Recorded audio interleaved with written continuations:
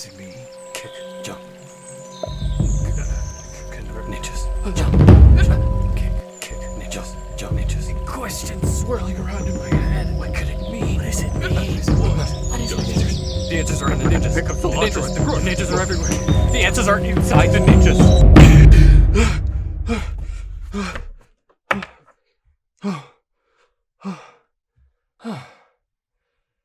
Hi there, welcome to my channel.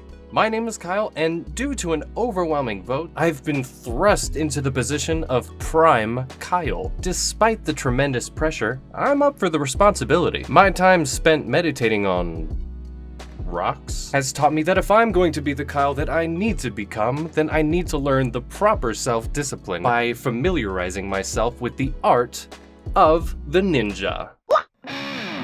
Specifically ones from early 90s movies. Seriously, I feel like when I was a small boy, well, a smaller boy, there were so many more movies and TV shows that heavily featured ninjas, or kung fu, or wacky flippin' hijinks. Or a loose understanding of someone's culture which led to inaccurate representations, or just flat out racism? Remember that? Also, there were some films and movies that skirted the line just enough to pass off as family-friendly content. A great example of this is Three Ninjas. Three Ninjas is a movie that my wife actually watched when she was young, and she loved it. So naturally, we bought it, and no lie, we watched it like 8 times since we bought it. That's right. 2 adults thoroughly enjoying a movie made about ninjas made for children in 1992. Really, what can I say? I love this movie for a lot of reasons. Not a lot of movies can hit that sweet spot of taking itself seriously enough without being cringy, and being wacky enough without being too obnoxious. Three Ninjas is a movie that I would describe as a fun romp through probably the most 90s shit you've ever seen. Dude. On that note, if everyone would please look under your seat, you will see that everyone has their own pair of standard issue nostalgia goggles. Put those on. That out of the way, let's ponder what it means to be a ninja together with Three Ninjas. Okay, so the beginning of the movie opens up in the middle of the forest, and we can see a little hut that belongs to self-proclaimed ninja Mori, who is the grandpa to these 3 children, who will be known by their ninja names Rocky, Colt, and Tum Tum. You might be asking yourself, how? They don't look related at all, and you're right. But it's fine, there's a written explanation for this. Well, forgive me for being so supportive of my father. It's my Asian side, I guess. Bullshit! Anyway, you heard me right. Grandpa Mori is a ninja, and he's training these 3 kids to be the proper kind of ninjas. So he's training them in the woods, and he has several different methods of training. Tickle their nose real cute with some grass. Teach them how to punch and kick. And almost hitting one with your car. Now, when I first watched this montage, I could tell right off the bat that my 10-year-old self would have been so fired up by this point. I would have been on board immediately. Because I'm pretty sure that the kids handled most of their own stunts. And they handled them pretty damn well. So yeah, you can already tell why the Ninja Mania was so easy to cash in on. Especially with children. We're like 3 minutes into the movie and I've heard "Aya" like 24 times. I'm sure that the kids were going with like proper form or whatever by saying that because there's like power with hitting and volume or whatever, but it's just so much "Aya" and "Aya" and "Aya."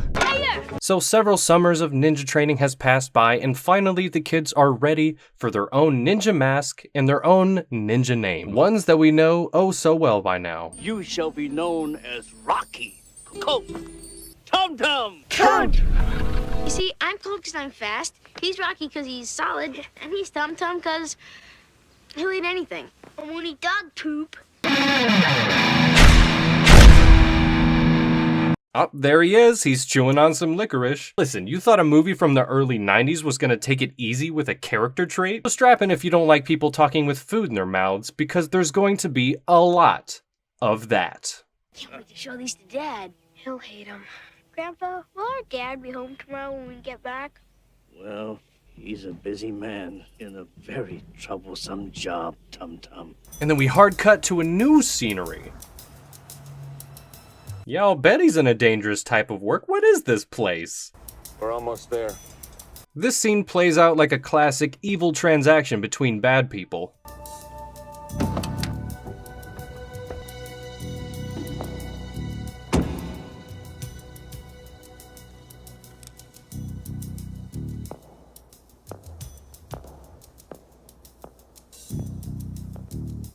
That's just some white dude. So long story short, these guys are FBI because, look at them. They're here for this maniac for murdering boxes. And also for selling illegal missiles or whatever. But much to everyone's, literally everyone's surprise, ninjas just start exploding from everywhere. Our box murderer gets away and Detective Dad is rightfully a little upset, but you can't deny that sick helicopter getaway. Damn, bad news or not, this dude's got some style. Hi, I'm over here now. Just want to say I'm sorry for the weird audio glitch for this part. It happens for a minute, but it fixes itself later on. Okay, bye.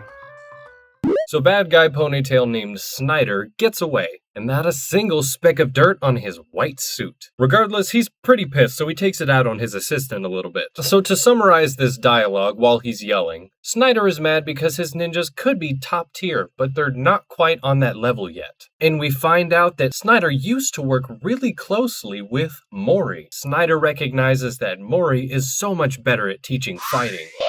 So he plans on visiting Mori's happy little hut in the forest to try to recruit him to the ponytail side and teach his lethal ninjas how to be more efficient killers. So here we are back in this really happy, cute little cabin. And then we see the boys setting up for lunch while their grandpa's on the phone, in a scene that stresses me out to no end.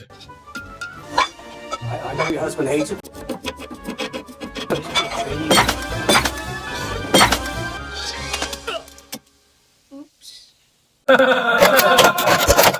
Before we move anything else along, the movie wants to make sure that we know what it means to be a ninja.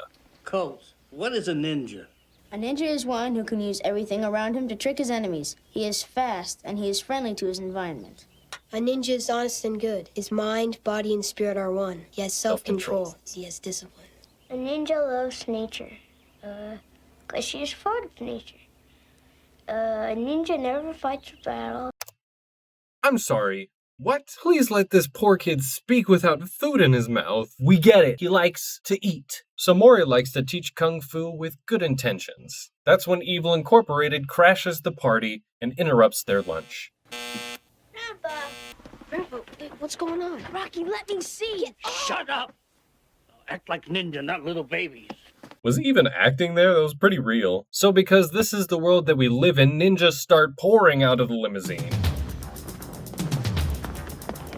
But these kids are more than ready. They've been yelling "Aya" at trees all summer, dude.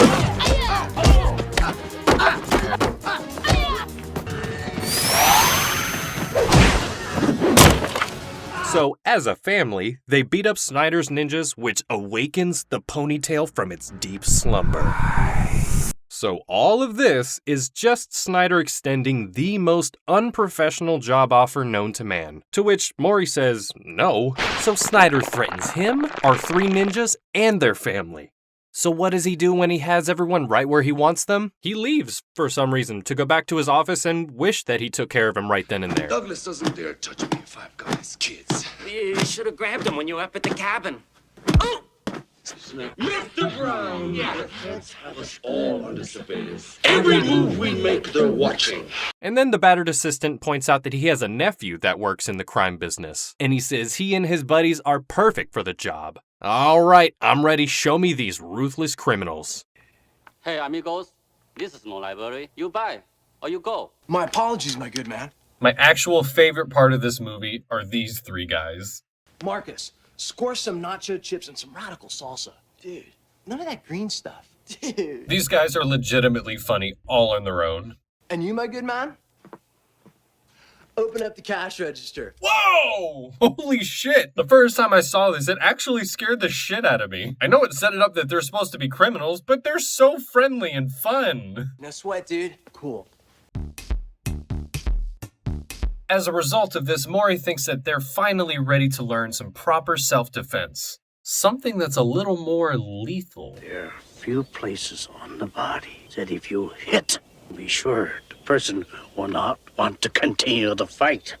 And those pressure points are located Here, here, here, here, and here. and Tum Tum is on that shit right away. He's just kicking this dummy in the dick over and over.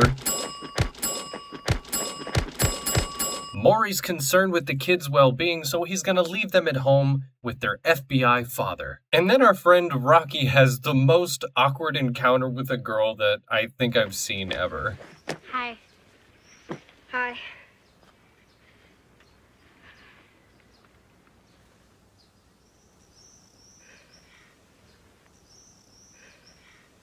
I gotta go. Yeah, me too. Immediately after that conversation, we get to see the boys' bedroom, which is the coolest bedroom ever. I mean, look at it. Bites it. I wanna stay with Grandpa. Yeah, me too. You guys shut up, Mom will hear you. Oh. So the boys are just hanging out and staying up past their bedtime. Mom's coming. No. Gotta go, bye. I don't know how she doesn't hear that. You can't tell me everything that they're doing is totally silent.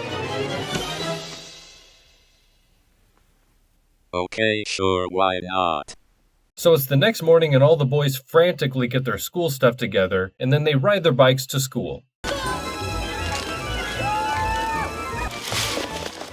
that's rude. That's not very ninja-like of you. Now, nothing special happens at school except for the setup of the bullies. Give us the ball back. Oh, does the baby want his ball back? We're gonna have to play us for it.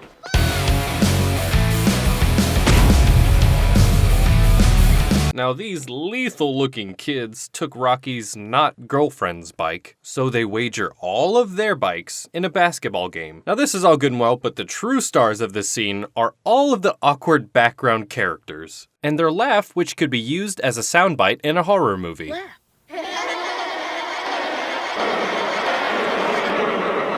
And before we cut to later that night, we get to see Maury that very same day stalking our enemy Snyder. But all I can see is this guy.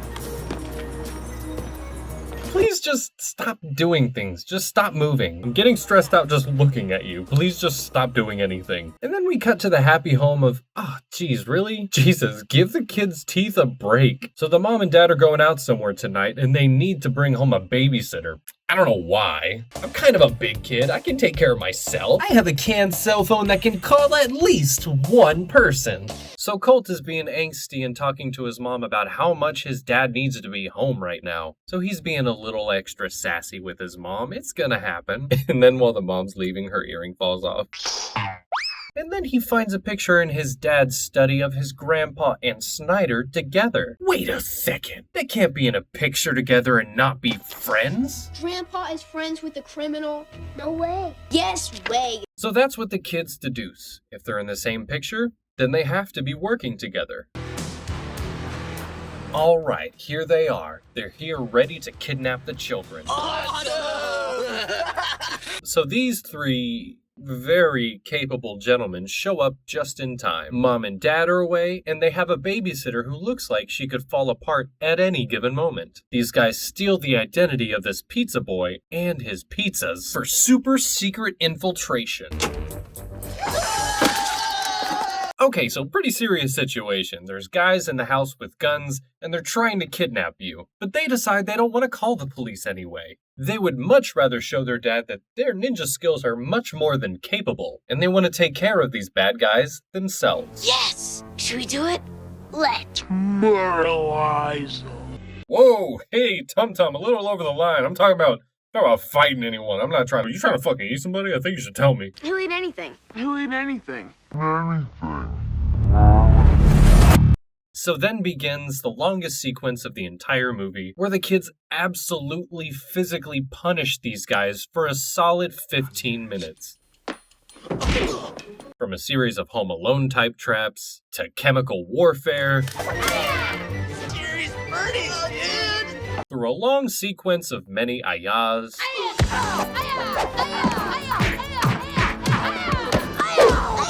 there's one thing that does bother me though, is this. Just stand up. And of course the kids come out on top by bopping the bad guys in the head.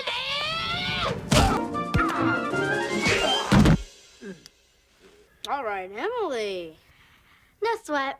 Yeah, what can I say? Mess with me and I'll punch you in the fucking head. So with these guys defeated, they get their babysitter out of the closet. And then Snyder's men move in, and they're too big to deal with. Hello, kids.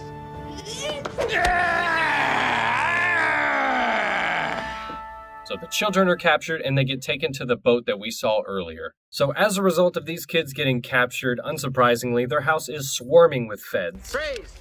Don't move! Wait! Hold your fire! It's my father-in-law. Whoa, geez, Grandpa, why do you have such a threatening silhouette? So with the combined efforts of the FBI and Maury, they were able to tell who has the kids and where they've been taken. And then he gives Maury a 1-hour head start against the FBI, because he thinks that an FBI team would be too big and noticeable. Probably right, but I don't think that any FBI agent ever would put the lives of 3 kids in the hands of a random old man who says he's a ninja. Now fast forwarding to the next scene. Let's go, you little twerp. And they get to see Snyder's men training a little bit.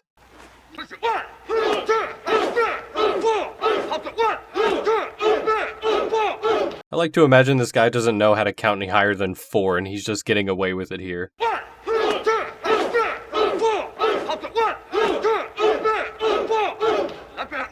So while these kids struggle with the concept of morality, they argue amongst themselves. Come on. I know there's a way out. Hello? It's for you.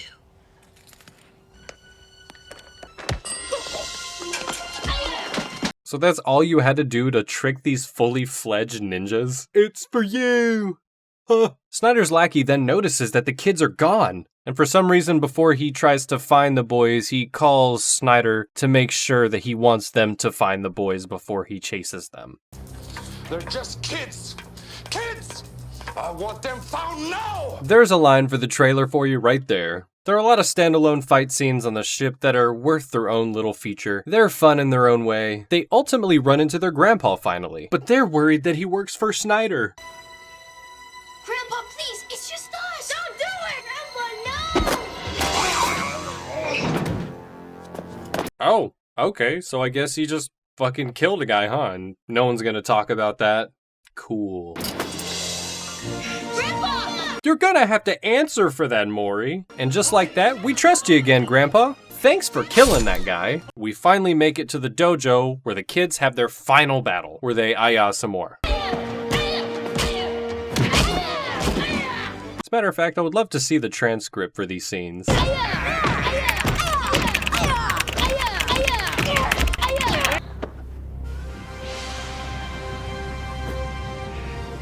Light up the eyes, boys!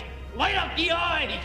Then there's this whole scene where it crescendos with a bunch of dings and it's supposed to be cathartic and triumphant, but it's just so goofy.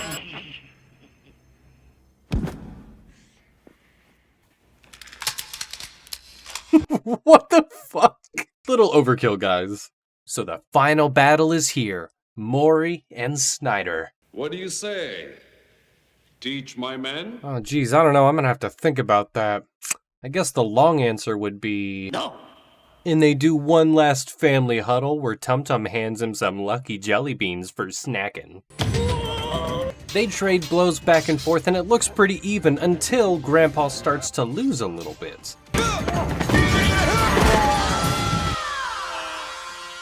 And then he picks that poor old man up and shakes him around like a rag doll. But that's where they trick you. Grandpa takes those lucky mid-fight snacking jelly beans and shoves them right into Snyder's mouth. And that gives Grandpa the push he needs to aya, and Snyder is down for the count. Time runs out and the FBI shows up an hour later and Snyder is cuffed and locked away for good. The good guys win. They get to spend the rest of their summers doing ninja training, and their dad works on being a better person. So everything comes to a close, and the movie should about wrap up, right? But wait, there's still a little bit of justice that needs to get served. Back at home, they get another try at this bully situation. Chill out. The children beat the snot out of a bully. Pretty good ending to a kids movie. I don't know how I feel about condoning kids beating the shit out of each other, but the bullies got their justice. Can't argue with that message. Let's get out of here. let's get out of here. I don't know what it is about the 90s aesthetic. It really makes me want to throw up my arms with confidence. So there you have it. The credits roll, and that was Three Ninjas. Man, I'm so happy to have done this movie. It just emanates good positive energy. I feel like it's a beautiful timepiece for this era, especially with this ending credits soundtrack. Power. Power of the kids. Power. Kid power. Whew. With that movie over, you can now take off your nostalgia goggles and get on with your day. Three Ninjas actually had a couple sequels. Now, I haven't personally seen them, but maybe someday I'll do it. And who knows, maybe if this goes over well and you'd like to see more of it, I'd love to study what it means to be a ninja even more. Making content like this has literally been the most fun that I've had in years, and I would love to keep doing it. I would really love if you considered subscribing to my channel. It would make me super happy if you came around every now and then. Anyway, hopefully I see you next time in the next exciting episode where I try to handstand on my feet.